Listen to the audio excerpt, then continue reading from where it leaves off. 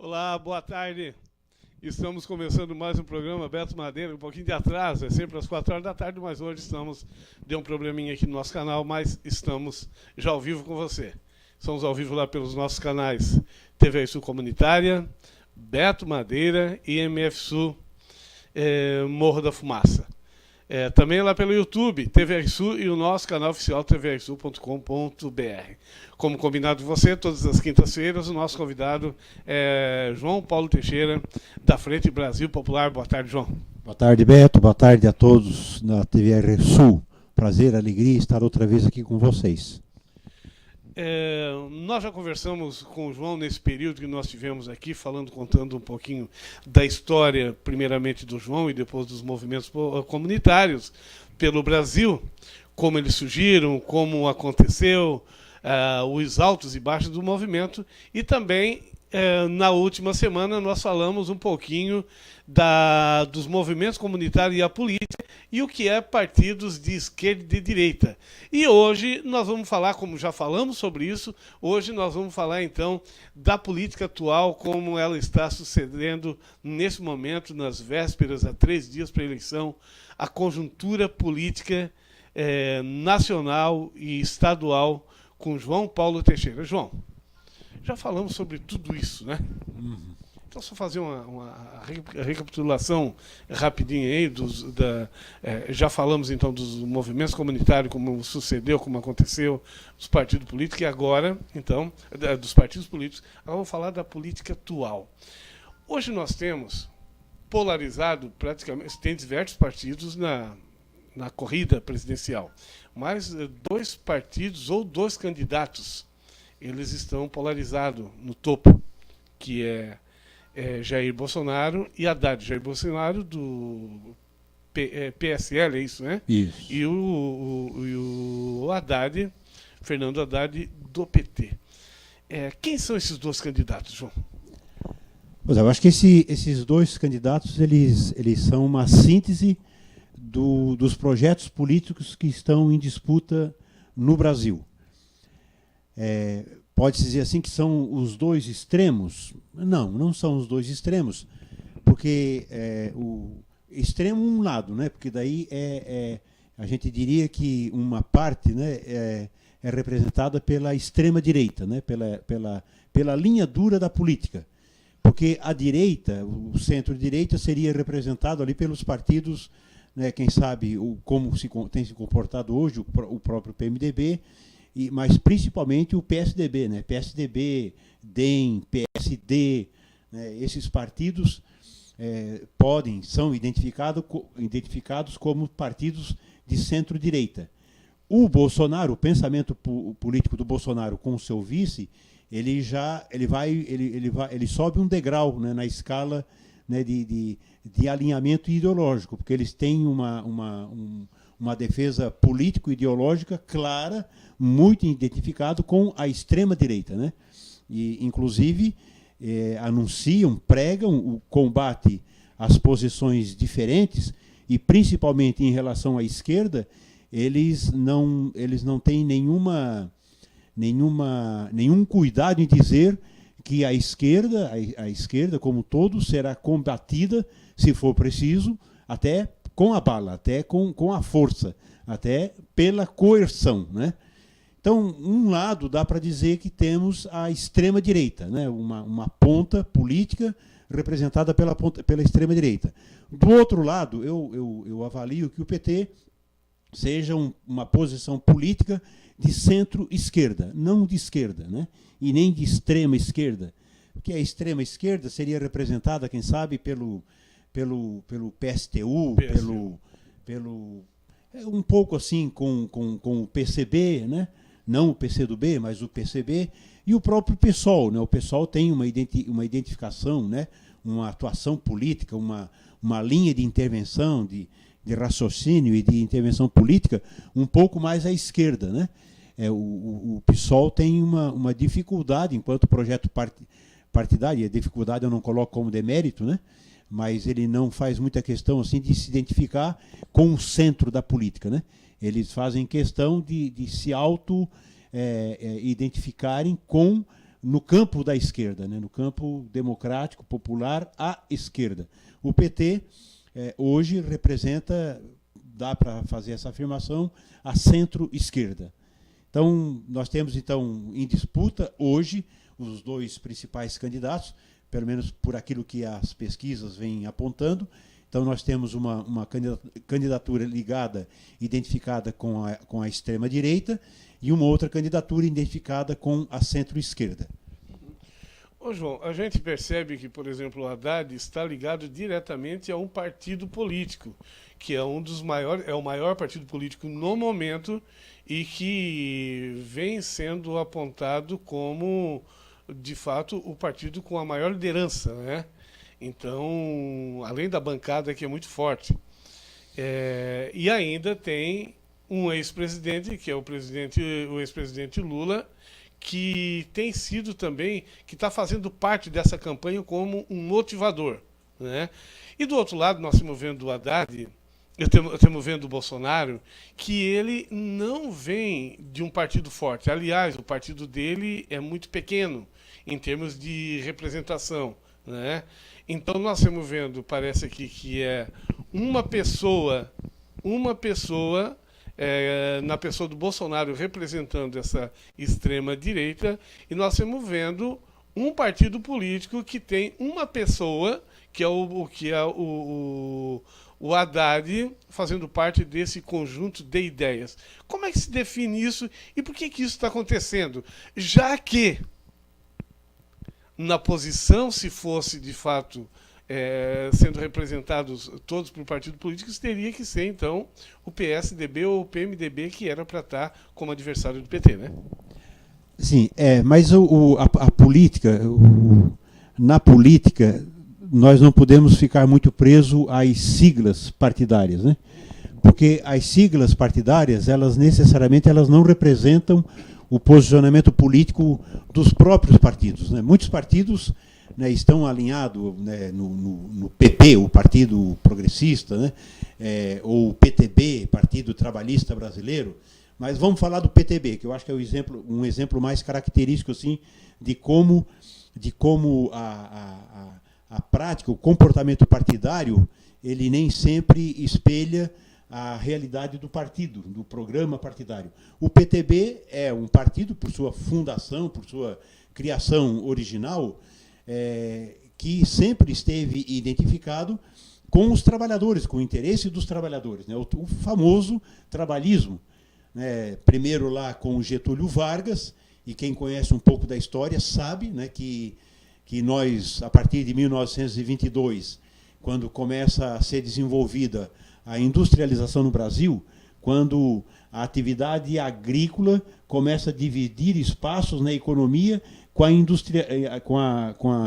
a economia industrial, né? A partir de 1922, principalmente, que é identificado sim como uma disposição, um projeto de governo de começar a dar início nos parques industrial no Brasil. Com o surgimento então da indústria lá no seu nascedouro, os trabalhadores não havia nenhum tipo de regramento para a atividade de trabalho, né? As pessoas trabalhavam 12 horas por dia, 14 horas, 16 horas por dia, né? Muitos trabalhadores, haviam fábricas, inclusive, que abrigavam, né, o pernoite dos trabalhadores, das trabalhadoras, na própria fábrica. Servia comida e tal, e as pessoas viviam basicamente em função daquilo ali, né? Sem folga de domingo, sem folga de feriados, né? E é a partir da criação da CLT, né, ainda no segundo governo do Getúlio Vargas, que começa a ter um regramento, né, de funcionamento, né, das leis trabalhistas no Brasil. E o PTB é um partido que sempre reivindica essa vinculação, né, da luta pelo interesse dos trabalhadores. Mas como é que está o PTB hoje no Congresso Nacional? O PTB, por exemplo, na reforma trabalhista, votou junto com os patrões, não votou em favor dos trabalhadores, não votou contra a reforma trabalhista. O PTB, de Roberto Jefferson, aquele que é pai daquela que o Temer queria como ministra do Trabalho, mas estava tão envolvida com escândalos, né, e até com comportamentos pessoais assim bastante complicado, que o Temer não conseguiu emplacar a menina no Ministério do Trabalho. Mas o PTB completamente vinculado aos interesses do patronato e não ligado aos interesses dos trabalhadores. O que acontece com o Bolsonaro? Há um pouco mais de 4 anos que a direita no Brasil, liderado pela Rede Globo e os grandes veículos de comunicação no Brasil, vem desenvolvendo uma campanha articulada, pensada, né, tabeladinha, né, passo a passo, de combate à esquerda. À esquerda e ao projeto político representado e defendido pela esquerda. Então, já durante um bom tempo que isso vem acontecendo. Eles faziam isso porque querem desmontar a esquerda, querem destruir, querem retirar a esquerda do cenário político para que eles pudessem, né, implantar as suas políticas, né, que estavam e que acabaram implementando parte delas, né, que seria a reforma trabalhista, a tentativa de reforma previdenciária e também no campo do Estado, diminuir o tamanho do Estado, entregar o nosso patrimônio nacional, como petróleo, Eletrobras e as outras riquezas e empresas, as nossas matas, entregar o nosso território para que os Estados Unidos possa implantar uma base militar. Enfim, eles precisavam destruir o PT para fazer que isso fluísse de maneira mais tranquila junto à sociedade. E quase venceram. Conseguiram tirar a Dilma, colocaram o Lula na cadeia e tentaram caçar o registro do PT. Tem, inclusive, partidos políticos que têm processo junto ao judiciário fazendo esse tipo de pedido, né, que o registro do Partido dos Trabalhadores, né, seja cassado. Ainda está lá para ser observado. Havendo uma situação, uma conjuntura política oportuna que permita esse tipo de reflexão, de ação e de prática mesmo, de exclusão, né, do PT do cenário político brasileiro, isso ainda pode ocorrer, porque os projetos políticos estão, né, em disputa. Voltando à questão do Bolsonaro. Então, o PSDB, liderado pela Globo, com o PMDB, com os partidos conservadores todos, articularam, então, essa campanha, né, de destruição da esquerda, do pensamento político e das práticas políticas de esquerda. Eles acharam que fariam isso e seriam os protagonistas, seriam eles mesmos, a partir do PSDB, do Aécio Neves, achavam que, destruindo o PT, eles conseguiriam emplacar na sociedade brasileira como os únicos representantes da política no país. Só que nessa articulação toda, por fora, fruto do muito ódio, de muita perseguição, de muita busca assim, por intolerância, né? Tudo isso gerou a figura que nós conhecemos, gerou o Bolsonaro. E o Bolsonaro, então, é uma criatura do PSDB, é uma criatura da Globo. O Bolsonaro é uma criatura da direita, da extrema-direita intolerante que nós temos no Brasil. E agora eles estão com um problema, porque eles querem tirar o poder do Bolsonaro e eles não conseguem mais tirar o poder do Bolsonaro. Muito pelo contrário, o Bolsonaro é que está engolindo. Cada dia que passa, o Bolsonaro vai engolindo a cada um deles. Porque o Bolsonaro tem aumentado o seu percentual nas pesquisas, né? Está fazendo o papel de bicho-papão. Né? Exatamente. Eu tenho dito assim, né, que a criatura ficou maior que o criador. Agora, eles é que devem fazer reverência ao Bolsonaro. Eles imaginavam que o Bolsonaro iria pedir água, iria comer na mão deles, né? E o Bolsonaro, ele, por conta do conservadorismo político, que vem desde o tempo colonial no nosso país, capturou tudo isso e tudo aquilo que é de extrema direita, que é raivosa, que é contra, né, os direitos da sociedade, as liberdades, enfim, tudo isso está preso, está dentro dessa gaveta, dentro desse cômodo chamado Bolsonaro. E não é um partido pequeno. O Bolsonaro, eu acho que representa o partido político, quem sabe, é o segundo partido político mais forte. Disputa o projeto político com o próprio Partido dos Trabalhadores. Que o Bolsonaro, ele atrai o PSDB, o PSD, o PTB, o PMDB, todos os partidos de direita se constituem numa síntese do Bolsonaro. O Bolsonaro não é outra coisa senão o suprassumo, a síntese, né, da expressão política conservadora que existe no Brasil. E a nossa sorte é que essa expressão política conservadora no Brasil, ela representa a minoria da sociedade. E as pesquisas demonstram isso, porque o Lula, mesmo preso, tinha 40% das intenções de votos.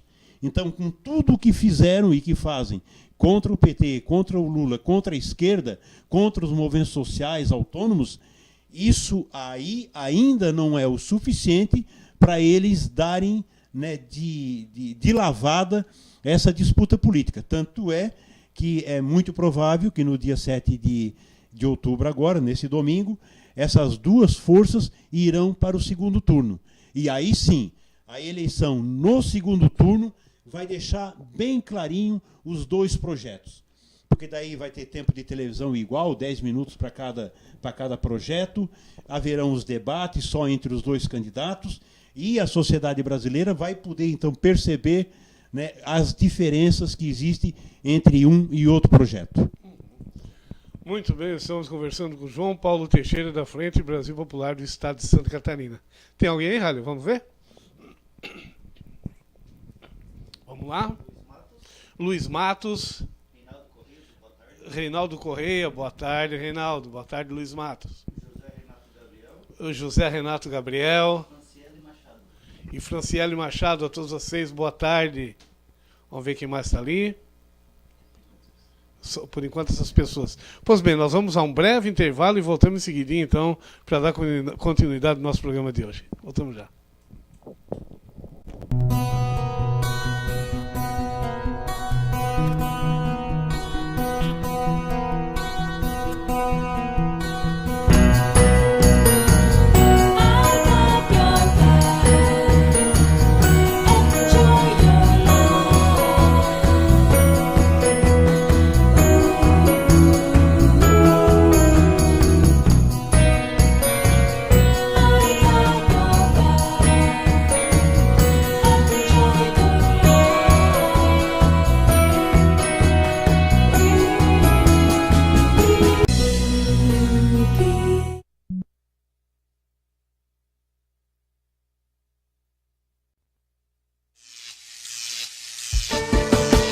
Pare, pense, olha, apague a luz, ajude a economizar. A Sermofu, o Super LED e mais de 1.500 crianças participam de um grande trabalho de conscientização ambiental. Nos ajude a preservar os recursos naturais. Cuide, proteja, plante. O planeta precisa dessa energia positiva. A porta da geladeira tá aberta, que estranho. Apague a luz, feche a torneira, não demore no seu banho. A porta da geladeira já fechei.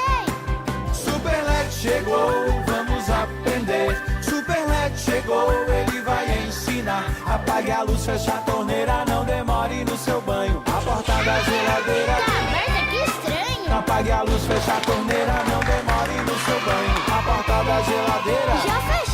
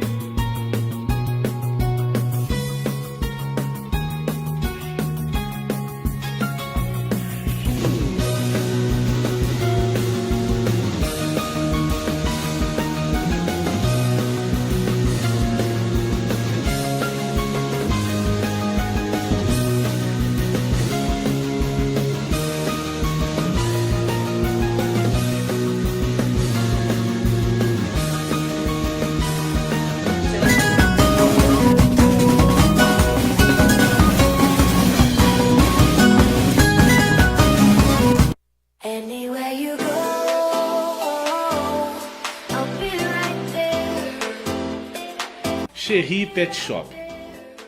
Na Cherry Pet Shop, você encontra de tudo para tratar bem seus animaizinhos de estimação.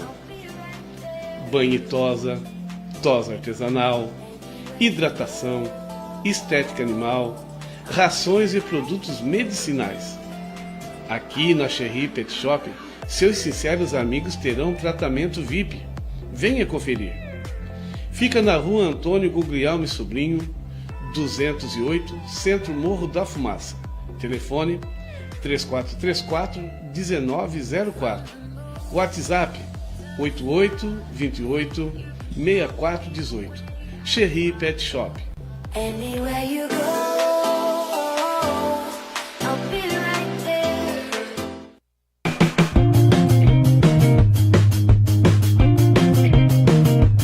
Você procura um lugar ideal que ofereça as melhores opções de lanches? Trailer do Chico Bento. O melhor prensadão. Os mais deliciosos lanches para toda a família. Próximo à Caixa Econômica Federal, em Morro da Fumaça. Telefone 3434-1639 ou 99625-4512. Com entrega a domicílio. Trailer do Chico Bento. Venha conhecer.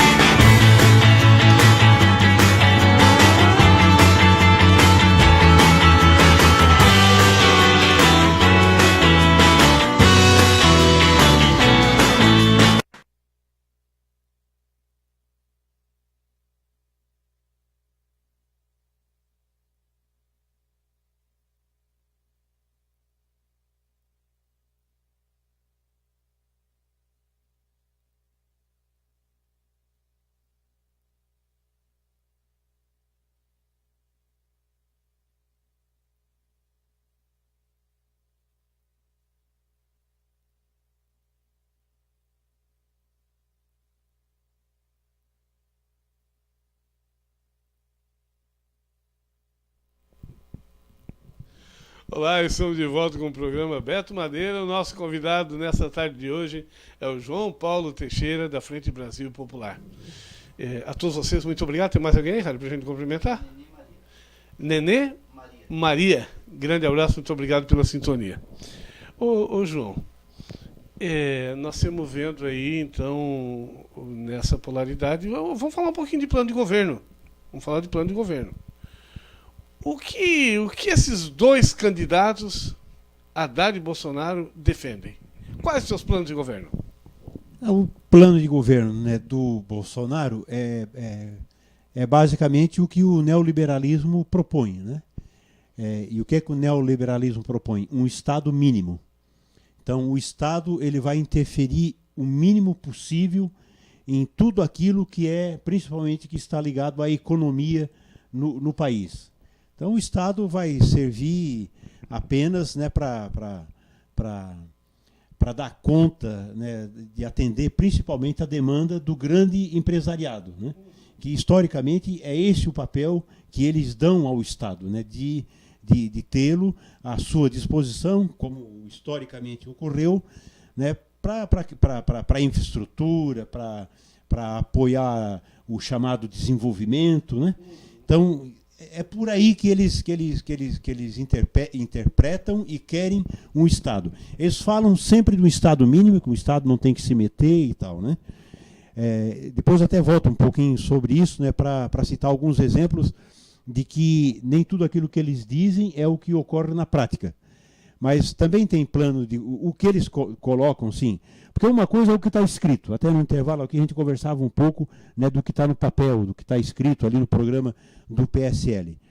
Mas o papel até aceita tudo, né? Eu acho que é muito mais interessante até a gente levar em conta como plano de governo aquilo que eles manifestam através da fala, né, através dos discursos, nos comícios, nas reuniões, nos horários eleitorais. Eu acho que é por ali que a gente deve tentar compreender o que cada uma posição política está defendendo como projeto político para o Brasil. Porque eles falam o que sente ali, né, João? Sim, ali eles falam que sente. Por exemplo, quando o Mourão falou, né, que tem que acabar com o 13º, eu acho que eles estão deixando bem claro que vão implementar de maneira mais ainda contundente a retirada de direito dos trabalhadores, né? Quer dizer, os trabalhadores desonerar ao máximo o patrão e jogar todo o custo, né, dessa oneração no lombo do trabalhador. E eu falo nessa linguagem porque eu sou um trabalhador, né? Então eu não vou ficar aqui fazendo de conta que é bonitinho esse tipo de coisa, né? Isso é um absurdo, é uma desgraça para um país onde uma parcela significativa da população que trabalha, mas tem uma renda muito pequena e, portanto, tem dificuldades, inclusive, para a sobrevivência. Não basta a reforma ridícula, absurda que fizeram trabalhista, ainda querem tirar o restinho que temos. E uma das poucas coisas que temos, né, é o 13º. 13º que não sai do bolso de ninguém, sai do lombo do trabalhador, que é o trabalhador que produz, é recolhido mês a mês uma parte daquilo que ele arranca do seu suor, do seu trabalho. Isso é guardado mês a mês, que é transformado no final do mês em 13º. Então, o Mourão, o generalzinho, ele acha que é o quê? É dele esse 13º? É do lombo dele? Não, não é do lombo do general, do vice, né, do Bolsonaro, que sai o 13º. É das nossas costas que sai o 13º. Assim como eles querem destruir todas as leis trabalhistas, acabar com todas as leis trabalhistas. Uma outra coisa que eles confessaram e depois brigaram, né? Se desentenderam, o candidato desautorizou o vice, né, o vice não, o seu posto Ipiranga a continuar dizendo isso publicamente, que é de cobrar 20% de imposto de renda sobre todas as pessoas, a partir de quem ganha o salário mínimo. Quer dizer, hoje paga imposto de renda, que já é um absurdo, as pessoas que ganham a partir de R$ 2.200. A proposta de Jair Bolsonaro é cobrar imposto de renda de todas as pessoas, inclusive daquelas que ganham o salário mínimo. Então, essa é uma proposta clara, que o Bolsonaro desautorizou o Guedes de falar, mas a gente sabe que isso é real, é uma vontade deles, né? Porque não vão cobrar mais imposto do rico, vão cobrar imposto cada vez mais dos pobres, né? Porque eles não têm piedade do pobre, não têm interesse nenhum, né, pela população que trabalha, pelas mulheres, pelos homens que trabalham, né? E no plano da soberania nacional, é um governo completamente alinhado aos interesses, principalmente dos Estados Unidos. Então, o Bolsonaro chega nos Estados Unidos, ele bate continência para a bandeira estadunidense. Como foi visto, né? Como foi visto. E ele tem orgulho de dizer que faz essas coisas, né? Então, ele não tem respeito, né, pelo Brasil. Não, ele é um entreguista, entrega, e eu lamento muito que alguém que possa estar acompanhando a gente fique chateado com aquilo que a gente está dizendo. Mas tem que ser dito, porque amanhã, você que votou e vai votar no Bolsonaro, você que é pobre, você que é pequeno e médio empresário, você que é de classe média, você vai se arrepender muito, muito, muito, vai se arrepender muito, muito. Assim como se arrependeram as pessoas que votaram no Aécio Neves, né? Procure por aí e vejam quantos que vocês vão encontrar que afirmem categoricamente, não, eu votei no Aécio Neves. Ninguém votou no Aécio Neves. Ou no Collor de Mello, né? E outros. Eu vou ficar no Aécio Neves para lembrar o último, né? O mais próximo, né? O mais próximo historicamente, né? Só como exemplo. Então, este vai provocar ainda mais desilusão, né? Porque ele está criando uma expectativa de solução para o Brasil.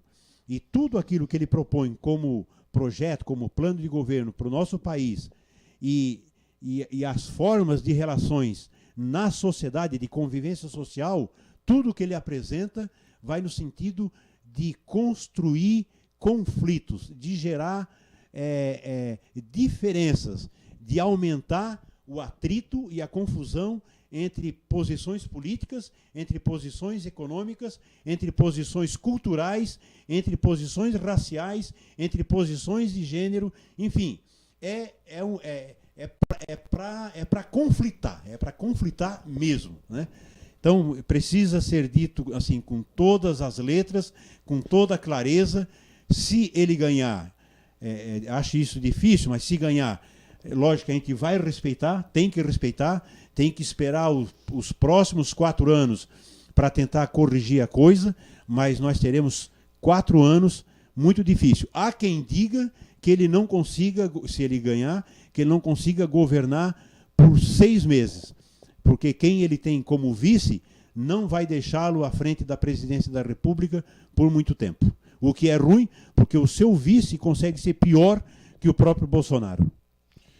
João, e a proposta do Haddad? Bom, o Haddad já tem uma proposta completamente diferente, porque o Haddad, em que pese assim, as dificuldades históricas que a esquerda e a centro-esquerda têm de fazer as mudanças que são que precisariam ser encaminhadas no país, mas ele tem condição, com certeza, de trazer esse país de volta, né, para a paz, para a tranquilidade, para a serenidade. E existe, com o Haddad, existe uma possibilidade muito maior, né, de a gente poder enfrentar os nossos problemas sem esse conflito, sem esse tensionamento que está colocado hoje. Tem muita gente, a gente é militante, a gente está na rua, está em campanha, está conversando com as pessoas, principalmente com as pessoas, né, que são próximas da gente, e a gente vê muita gente indignada, muita gente, não, porque o Haddad ganhando tem que isso, tem que aquilo, porque o Moro, porque o TRF4, porque... Não, isso, gente, essas coisas, esses conflitos todos serão enfrentados com a serenidade devida, com o sossego, com a paz, né, e com a paciência que o tempo cobra da gente, para que as mudanças que o povo quer, o Haddad vai ter que fazer mudança. E aí, assim, as propostas do Haddad cobrar imposto de renda das pessoas a partir de 5 salários mínimos. Quer dizer, quem ganha até 5 salários mínimos não vai pagar imposto de renda. Isto é ótimo, muito bom para o comércio, principalmente, para a indústria, né, porque vai permitir que uma parcela importante da população fique com uma quantidade maior de dinheiro no bolso, o que vai permitir um conforto.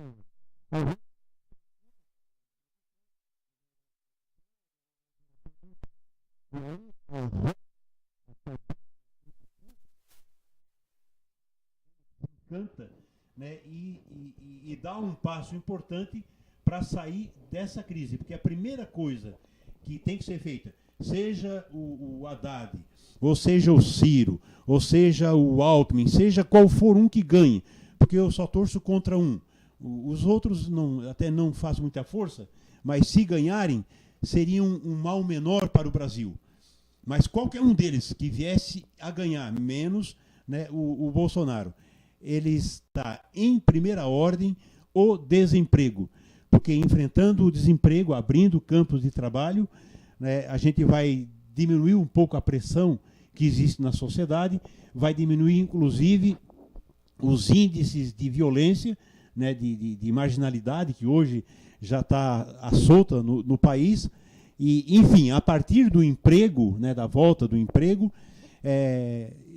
reestabelece toda uma engrenagem que pode levar o Brasil de novo, né, em patamares, né, diferentes desses que a gente encontra hoje.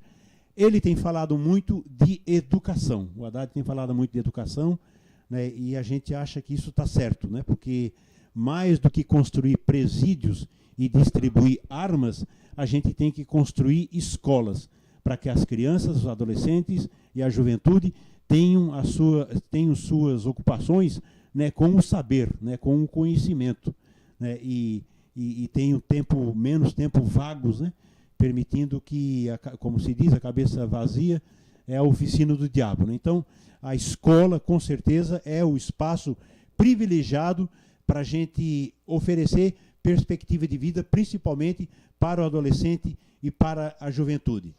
No campo do desenvolvimento, o Haddad tem colocado claramente a retomada da construção das obras do governo e também reestruturar o BNDES para que esse possa ser um espaço de fomento da indústria nacional, né, que o pequeno, médio e grande empresário possam captar recursos a juros bastante abaixo do mercado, para que num tempo assim, bastante curto a economia, através da indústria e através das obras de governo, de infraestrutura, e, enfim, a retomada de um monte de obras que estão paradas, possam contribuir, né, na recolocação de trabalho, de mão de obra, de funções nas várias áreas.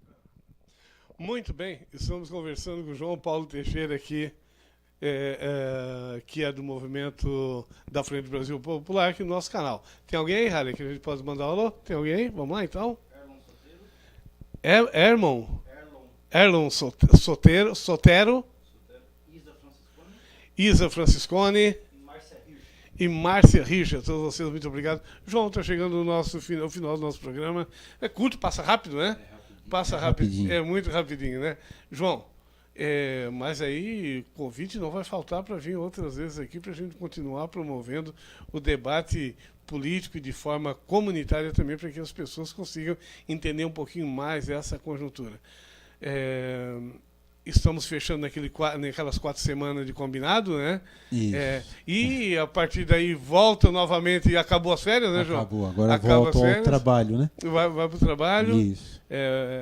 Já dei a minha contribuição, né, pessoal, né, para essa luta, para essa empreitada, independente do resultado de 7 de outubro, eu, João Paulo, vou botar minha cabecinha no travesseiro e saber que eu fiz a minha parte. Cheguei, inclusive, a deixar de trabalhar para poder estar aqui, para poder estar em outros lugares durante o dia. Hoje, 6h30 da manhã, eu já estava na casa de uma pessoa para conversar sobre campanhas, conversar sobre a política, porque era o horário que ele podia conversar comigo, né, porque ele tinha o trabalho dele e tal, e ele começava às 7, então eu tinha que conversar com ele antes das 7 horas. Então a gente tem dado, né, a contribuição da gente. Mas, Beto, eu queria fazer uma colocação só final. Gente, nessa reta final de campanha, principalmente assim a partir de sexta, sábado, domingo, está aberta a temporada de compra de votos. A gente sabe que existem alguns candidatos que estão por aí hoje, de novo, como candidatos, que eles costumam comprar o voto. Eles compram um voto com ticket de gasolina, eles compram um voto com cesta básica, eles compram um voto oferecendo carteira de motorista, enfim, são as mais variadas ofertas, né? E você pode contribuir. Se você souber de algum candidato que esteja fazendo essas práticas, denuncie. Denuncie. A melhor forma de a gente impedir que safado chegue à Assembleia Legislativa, ao Congresso Nacional, ao Senado Federal, ao governo ou à Presidência da República é combater as suas práticas fraudulentas. Então, nesse sentido, porque o eleitor que vota em um candidato, porque o candidato deu dinheiro para botar gasolina, você não tem autoridade nenhuma para reclamar de político vigarista nenhum. Então, qualquer um de nós que vende o voto está sendo desonesto, está sendo desleal e contribui para que o Brasil continue dando braçadas na lama da política. Agora, do outro lado, existe um exército de pessoas, como tantos que conheço, que voluntariamente debatem política, fazem política com um sentido de construir um projeto diferente para o nosso Brasil. Porque acreditamos que o nosso país é muito rico e todos poderíamos viver com qualidade. Não precisaríamos estar passando por essas situações que passamos. Nós poderíamos, sim, ser um dos países mais ricos do mundo, porque a natureza nos foi graciosa. Pena que alguns apenas é que se beneficiam dessa grande riqueza desse país chamado Brasil. João, foi muito bom estar contigo. A gente vai continuar conversando mediante da tua disponibilidade para vir aqui, ou por telefone, ou por conferência, né? Videoconferência, nós vamos estar conversando. Foi uma alegria ter recebido você nesses 4 dias aqui. Alegria minha, Beto. Obrigado, gente. Obrigadão mesmo. Muito bem, acabamos de conversar então com o João Paulo Teixeira da Frente Brasil Popular. Nós vamos ficando por aqui. Amanhã às 4 da tarde nós temos entrevista. Estamos definindo ainda. Amanhã às 4 da tarde temos entrevista. Muito obrigado ao Haller, muito obrigado a todos vocês. Um grande abraço. Até amanhã.